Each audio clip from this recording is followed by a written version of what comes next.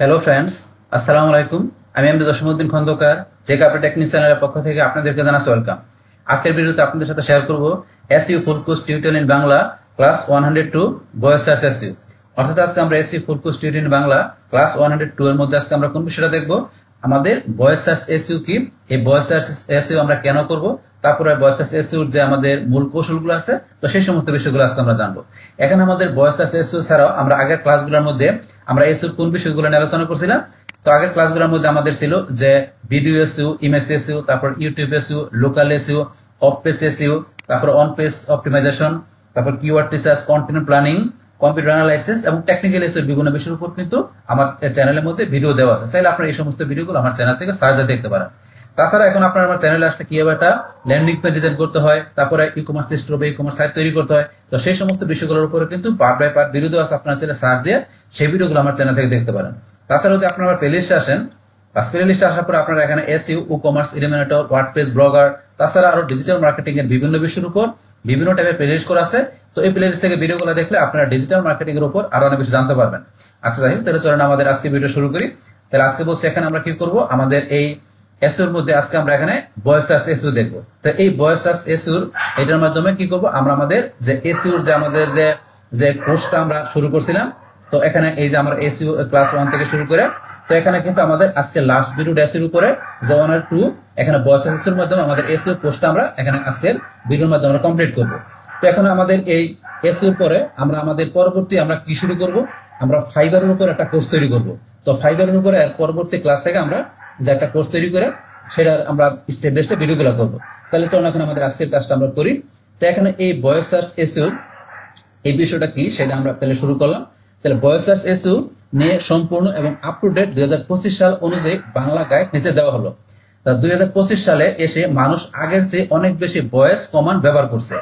Google assistant, সিরি এবং অন্যান্য smart device এখন আমাদের দৈনন্দিন জীবনের অংশ। তাই আপনার ওয়েবসাইটকে ভয়েস সার্চের জন্য অপটিমাইজ করা এখন আর কোনো বিকল্প নাই, এটি অপরিহার্য। তাইলে এখন এখানে কি বিষয়টা আমরা পড়লাম। তো এখানে কি আমাদের যে গুগল অ্যাসিস্ট্যান্ট আছে, তারপর সিরি এবং অন্যান্য স্মার্ট ডিভাইসের মধ্যে এখন আমাদের দৈনন্দিন একটা অংশ হয়ে গেছে কিন্তু আমাদের এই ভয়েস সার্চ। তো এখন ভয়েস সার্চটা কিন্তু এখন আমাদের এটা কোনো বিকল্প বিষয় ভাবা যাবে না, এটা কিন্তু আমাদের অপরিহার্য একটা বিষয় বর্তমানে। তারপর এখানে আমাদের ভয়েস সার্চ এসইউটা কি আমরা এখান থেকে জানি। তো ভয়েস সার্চ এসইউ হলো আপনার ওয়েবসাইট এবং কন্টেন্টকে এমনভাবে অপটিমাইজ করার প্রক্রিয়া যাতে কোনো ব্যবহারকারী যখন মুখে বলে কিছু সার্চ করেন তখন আপনার ওয়েবসাইট বা কন্টেন্টকে ভয়েস অ্যাসিস্ট্যান্টের মাধ্যমে উত্তর হিসাবে প্রদর্শিত হয়। তাহলে আমরা ভয়েস সার্চ এসইউকে জানলাম। তারপরে আমাদের এই 2025 সালে এসে আমাদের ভয়েস এসইউটা কেন গুরুত্বপূর্ণ আমরা জানি। দ্রুত ও সুবিধাজনক, টাইপ করার চেয়ে মুখে বলা অনেক সহজ ও দ্রুত। তারপরে স্মার্টফোনের ব্যাপক ব্যবহার, বাংলাদেশের প্রায় সবাই স্মার্টফোন ব্যবহার করেন এবং গুগল অ্যাসিস্ট্যান্টের মতো ফিচারগুলো এখন খুবই অসাধারণ। তারপরে তাৎক্ষণিক তথ্যের চাহিদা, মানুষ প্রায়শই তাৎক্ষণিক তথ্যের জন্য ভয়েস সার্চ ব্যবহার করেন, যেমন আমার কাছাকাছি ফার্মেসি কোথায় বা আজকের টাকা রেট কত, বা সেটা। তারপরে কি বলছে, ভবিষ্যতের প্রযুক্তি, ভয়েস সার্চের ব্যবহার দিন দিন বাড়ছে, এর জন্য প্রস্তুত না থাকলে আপনি অনেক সম্ভাব্য গ্রাহক হারাবেন। তাহলে ভয়েস সার্চটা কেন গুরুত্বপূর্ণ সেগুলো কিন্তু আমরা জানলাম। তাহলে এখানে কোন কোন বিষয় জানলাম, যে এখন কি মানুষ দেখা গেছে আপনার এই যে আমরা এখন কি বর্তমানে এই যে যেটা আমরা বললাম স্মার্টফোন, তারপরে এখন আমাদের স্মার্টফোন ছাড়াও এখন আমরা এই যে উপর আসার পরে আরো কোন বিষয়, এই যে গুগল অ্যাসিস্ট্যান্ট, তারপর আমাদের সিরি। তো এই যে এইসব বিষয়গুলোর মাধ্যমে এখানে এসে কি করে মানুষ এখন যে আপনার সার্চের বিষয়টা, ধরুন আমাদের কম্পিউটার ল্যাপটপ থেকে মানুষ কিন্তু কি করতে পারে, ইজিলি ভাবে এখানে টেক্সট লিখতে পারে। কিন্তু ধরুন সেখানে আমাদের ল্যাপটপে ভয়েস সার্চ তখন মানুষ একটা করে না। ধরুন এখন আমাদের দেশে তো একটু কম, বাইরের দেশে হয়তো বা করে, কিন্তু এখন বেশিরভাগ এই ভয়েস সার্চটা ব্যবহৃত হয় যে ওই যে আমরা পড়লাম গুগল অ্যাসিস্ট্যান্ট, সিরি, স্মার্টফোন মানে ফোনের ক্ষেত্রে আমাদের এই ভয়েসটা বেশি কার্যকরী। কারণ সেখানে একটু লেখার একটু মনে করে একটু মানুষের ঝামেলা মনে করে, সেই কারণে ভয়েস সার্চের মাধ্যমে মানুষ তার কন্টেন্ট গুলা খুব ইজিলি দ্রুত খুঁজে বাইর করতে পারে। তো এই মোবাইলের সুবিধার জন্য কিন্তু এই ভয়েস সার্চের বিষয়টা ব্যাপক কার্যকরী। আর এই কারণে আমাদের যে ওয়েবসাইটটা থাকবে মানে সেই ক্ষেত্রে আমাদের সাইটটাকে অবশ্যই এই কারণে আমাদের মোবাইল ফ্রেন্ডলি করতে হয়, মোবাইল ফ্রেন্ডলিনেস করতে হয়। অবশ্য বেশিরভাগ ওয়েবসাইট মোবাইল ফ্রেন্ডলি থাকে, তো না থাকলে অবশ্যই আমাদের মোবাইল ফ্রেন্ডলি করে নিতে হবে আমাদের এই ভয়েস সার্চের জন্য। পাশাপাশি আমাদের যে ওয়েবসাইটটা থাকবে সেই ওয়েবসাইটটা আমাদের কি থাকতে হবে, এসএসএল যুক্ত করা থাকতে হবে, মানে এইচটিটিপিএস প্রটোকল থাকতে হবে। এই বিষয়গুলো থাকতে হবে আমাদের এটা করার জন্য।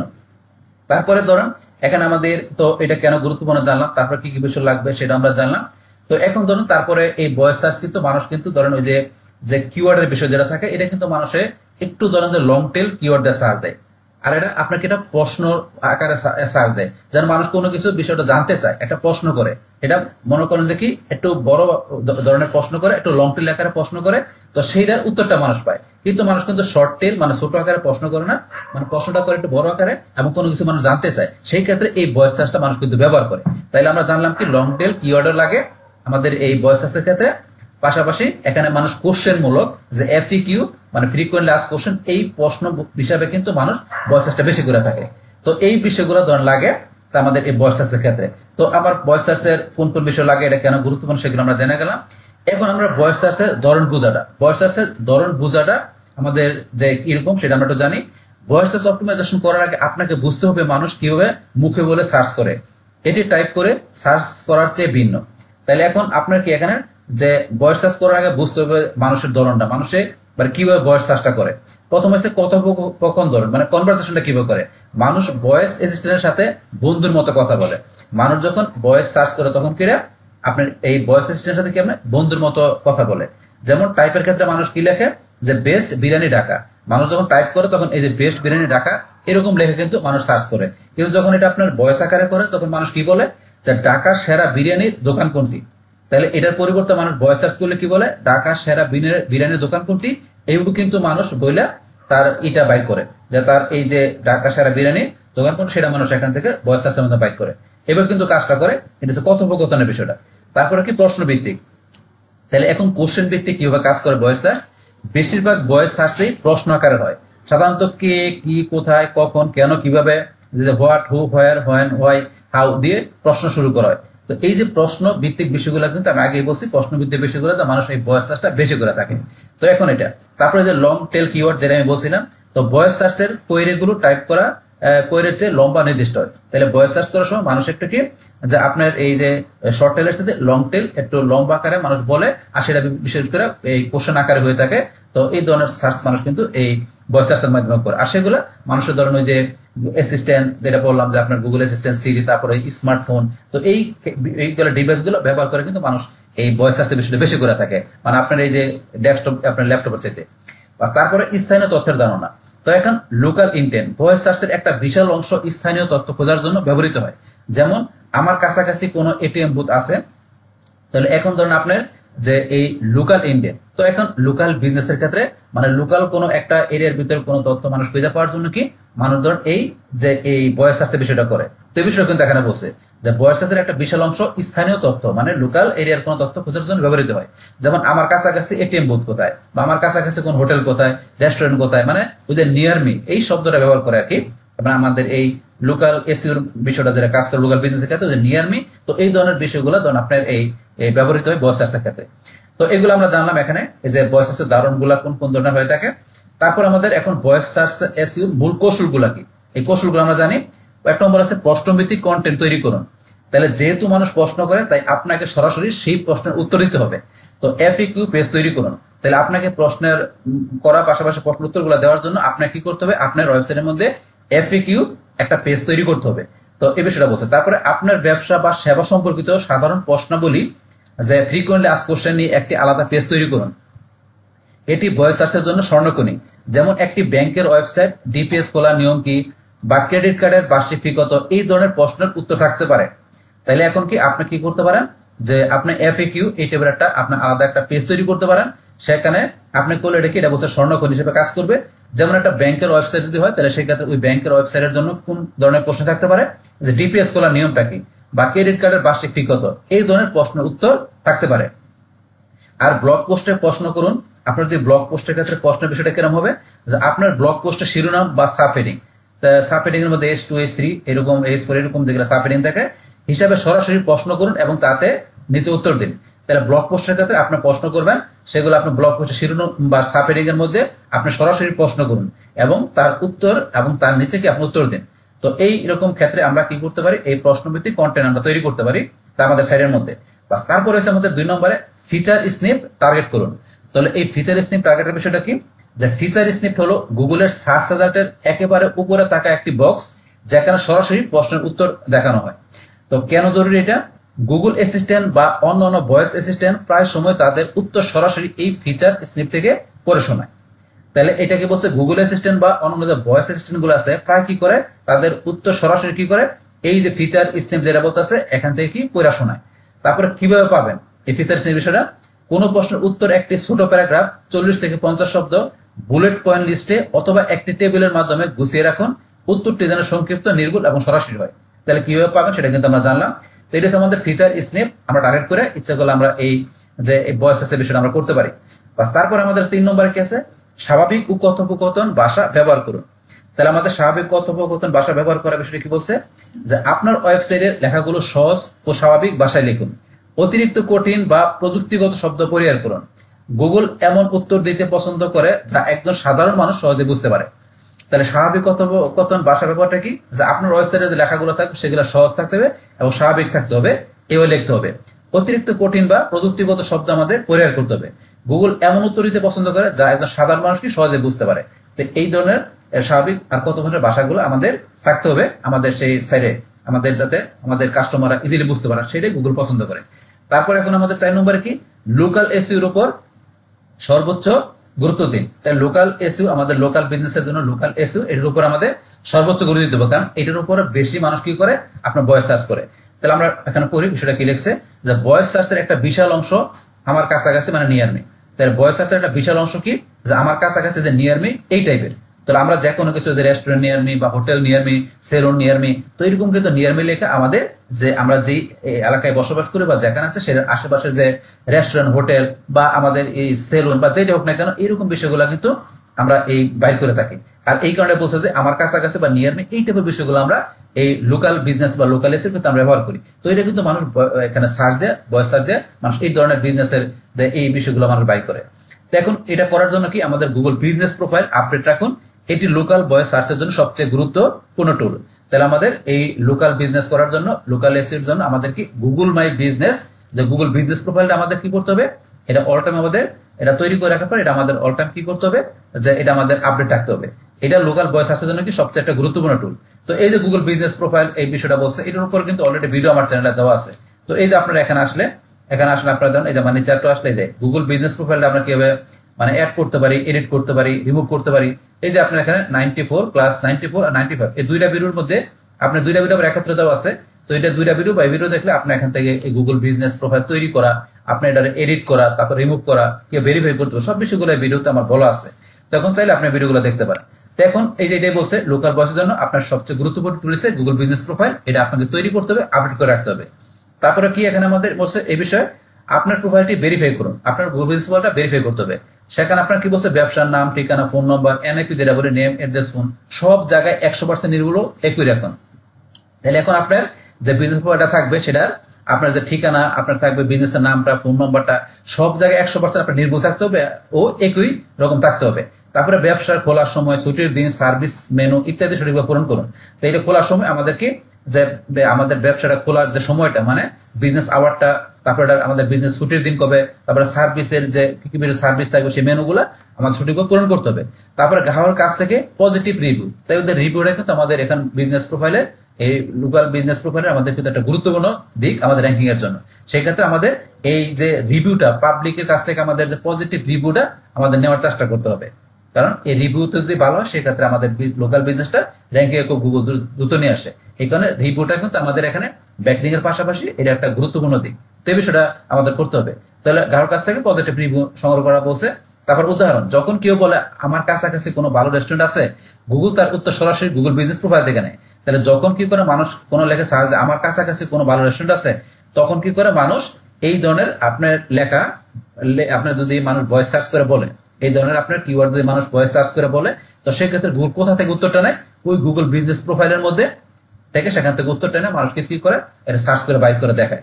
তো এই রয়েছে আমাদের এখান থেকে এই লোকাল এসের উপর সর্বোচ্চ গুরুত্ব দেওয়ার এই বিষয়টা মানে গুগল বিজনেস প্রোফাইলের মধ্যে। তো এই বিষয়গুলো আমাদের উল্লেখ করতে থাকতে হবে। তো সেই ক্ষেত্রে ওই বিজনেস প্রোফাইল থেকে যে এখন মানুষ ওই ধরনের বিষয় যখন ভয়েস সার্চ করবে তখন ওই বিজনেসটা মানে ওই প্রোফাইলটা থেকে ওটা চলে আসবে। তো এখন এই বিষয় রয়েছে আমাদের গুগল বিজনেস প্রোফাইলের বিষয়টা বলছে এখানে। বাস তারপর এখানে আমাদের 5 নম্বরে কি আপনার ওয়েবসাইটকে দ্রুত গতির এবং মোবাইল ফ্রেন্ডলি করুন। তাহলে আমাদের যে ওয়েবসাইটে থাকবে সেটা কি আমাদের এটার স্পিডটা ভালো থাকতে হবে এবং এটা আমাদের মোবাইল ফ্রেন্ডলি থাকতে হবে আমাদের ওয়েবসাইটটা। তো এখান থেকে এই যখন মানুষ কি করবে আমাদের এই মোবাইল ডিভাইস থেকে বা ওই যে গুগল অ্যাসিস্ট্যান্ট বা সিরি থেকে মানুষ যখন সার্চ দিবে তখন যাতে এটা থেকে দ্রুত চলে আসে।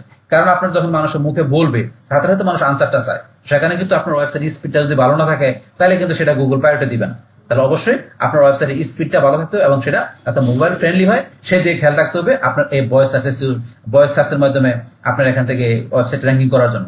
তো এখন এটার ভিতর মধ্যে কি বলছে গতি, প্রথমে স্পিডটা, ভয়েস সার্চ মানে দ্রুত উত্তর। আপনার ওয়েবসাইটের যদি লোড হতে বেশি সময় নেয় গুগল কখনো সেটিকে ভয়েস সার্চের উত্তর হিসেবে বেছে নেবে না। ছবির সাইজ কমানো, ভালো হোস্টিং ব্যবহার করা জরুরি। তাইলে এখন আপনার ওয়েবসাইটটা কি দ্রুত গতির হতে হবে।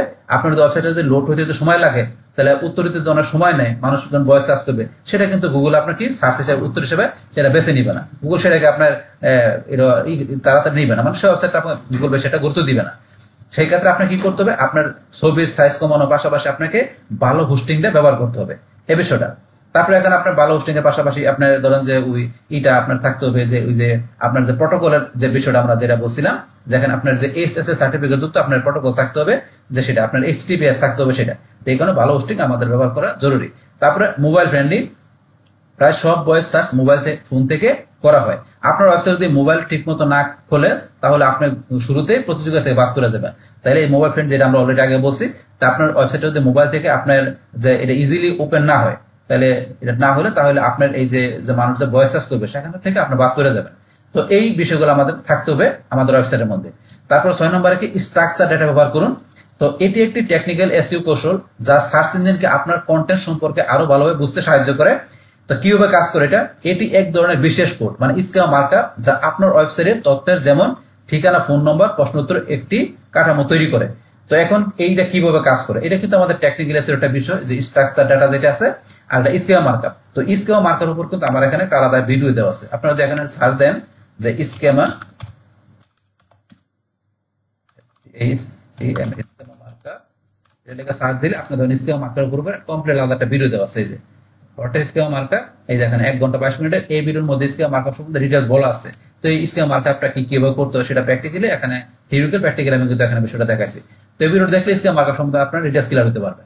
আচ্ছা তাই তাহলে এখন ধরেন আমাদের এখানে যে এই স্কিমা মার্কআপটা কিভাবে কাজ করে, এটা একটা বিশেষ ধরনের আমাদের কোড যেটা আমাদের ওয়েবসাইটের তথ্যের যেমন ঠিকানা, ফোন নম্বর আর প্রশ্নের উত্তর একটা কাঠামো তৈরি করে এই স্কিমা মার্কআপটা।